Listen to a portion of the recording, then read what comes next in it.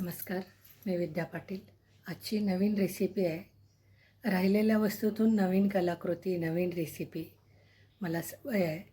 इडलीचं पीठ उरतं काही वेळा. रवा, उडीद डाळ, इडली रवा, तांदूळ भिजवून काही करा. थोडंसं राहिलं की त्याच्यामध्ये मी थोडंसं तांदूळ पीठ, बेसन पीठ मिक्स करून लाल तिखट, मीठ, हिंग, थोडेसे तीळ घालून प्लॅस्टिक पेपरवर थापून तळले. करून बघा, माझे तरी खूप छान कुरकुरीत होतात.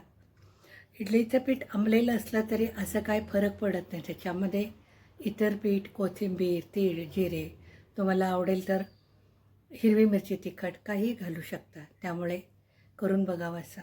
आणि लाईक करा, शेअर करा. नवीन रेसिपी आहे. सबस्क्राईब करायला अशी विनंती आहे.